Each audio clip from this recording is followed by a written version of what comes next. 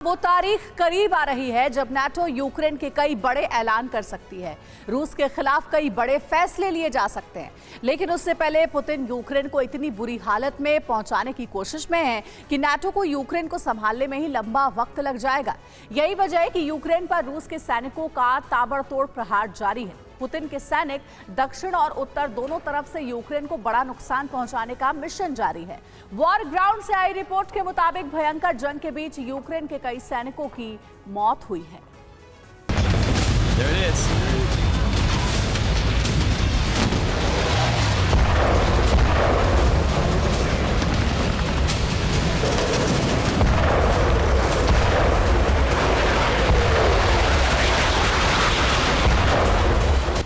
जुलाई की deadline fix है, तब तक प्रहार की रफ्तार यूं ही रहने वाली है।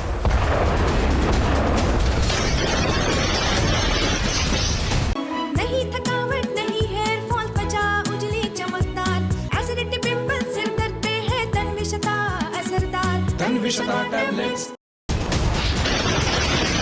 रशियन फोर्स को एक मिनट भी आराम करने की छूट नहीं है। हर दिन तबाही की नई कहानी लिखी जा रही है।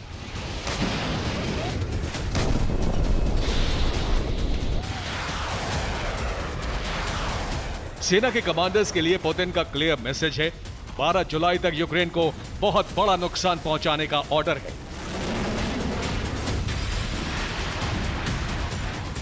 रूस के स्पेशल मिशन के बाद यूक्रेन का काउंटर ऑफेंस जगह जगह नाकाम हो रहा है।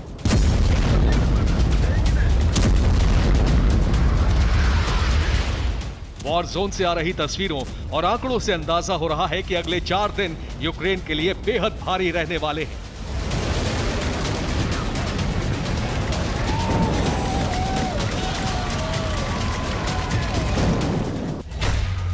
ज़ेपोरिज़िया में हमला, 200 सैनिकों की मौत। ज़ेपोरिज़िया के भीषण जंग में एक बार फिर रूस यूक्रेन पर भारी पड़ा है। लेटेस्ट रिपोर्ट के मुताबिक यहां यूक्रेन के सैनिकों के हमले का मुंह तोड़ जवाब दिया गया और रूस के सैनिकों ने हथियारों समेत यूक्रेन के सैनिकों को खत्म कर दिया।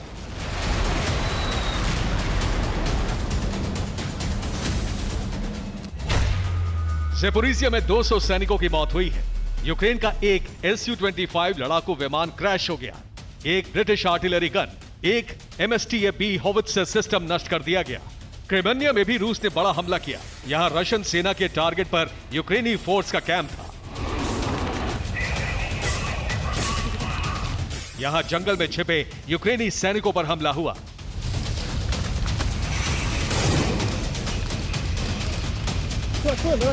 बाखमुत को वापस हासिल करने की कोशिश कर रही यूक्रेनी फोर्स के ड्रोन अटैक को रूसी सेना ने नाकाम कर दिया। There it is. यहां रूस के सैनिक अब ड्रोन गन से लैस हैं और यूक्रेन के कई ड्रोन को गिरा दिया गया है।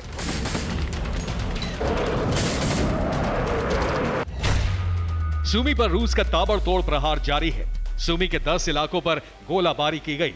रूस के सैनिकों ने सूमी में 111 गोले दागे हैं। बेलगोरोद में एक बार फिर धमाकों की आवाज सुनी गई। बेलगोरोद के गवर्नर के मुताबिक शहर में कई जगहों पर गोलाबारी की गई।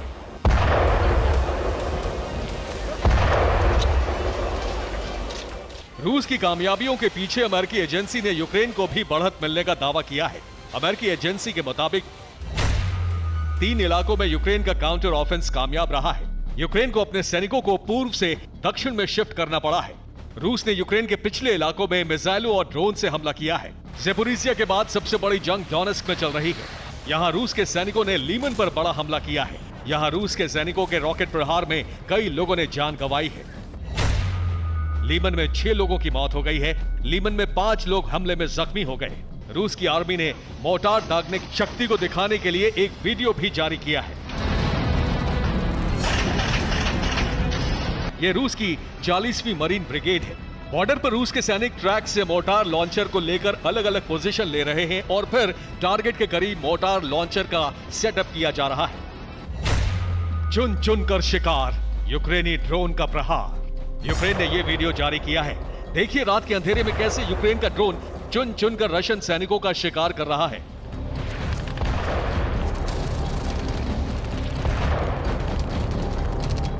रात के वक्त आराम कर रहे सैनिक जहां भी दिखे वहां ड्रोन से ग्रेनेड ड्रॉप किया गया।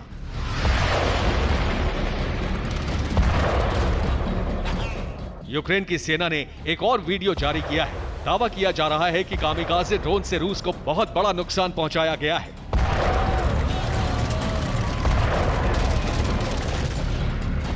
यूक्रेन ने इस वीडियो से रूस के कई टैंक, आर्टिलरी और आर्मर्ड व्हीकल्स को तबाह करने का दावा किया है।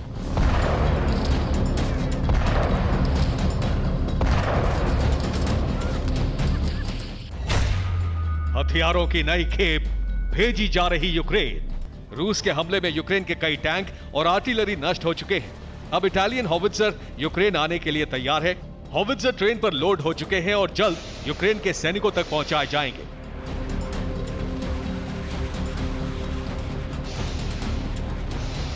ज़ेपोरिज़िया में 200 यूक्रेनी सैनिकों की मौत की खबर है, लेकिन यूक्रेन का दावा है कि रूस को भी कम नुकसान नहीं हुआ है।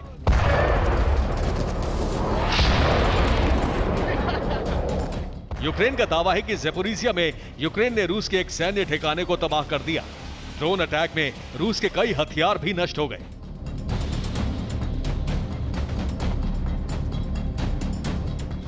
इस बीच रूस के रक्षा मंत्री ने ट्रेनिंग ग्राउंड का दौरा किया है। रूस का ये ट्रेनिंग ग्राउंड नए सैनिकों को युद्ध के लिए तैयार कर रहा है।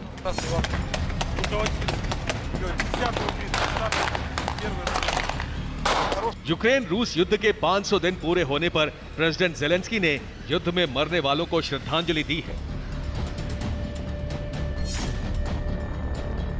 दोनों देशों के अपने अपने दावे हैं। ड्रोन से यूक्रेन और रूस दोनों एक दूसरे की आर्टिलरी को खत्म करने के मिशन पर हैं। पुतिन चाहते हैं कि 12 जुलाई तक यूक्रेन के सैन्य ठिकानों को पूरी तरह से तबाह किया जा सके, ताकि नेटो अगर यूक्रेन को बारूद की सप्लाई भी करे तो उसका इस्तेमाल ठीक से ना हो सके।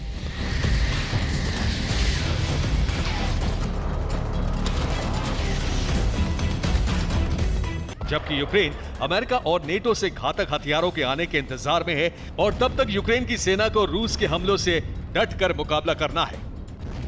Bureau report, TV9 Bharatvarsh.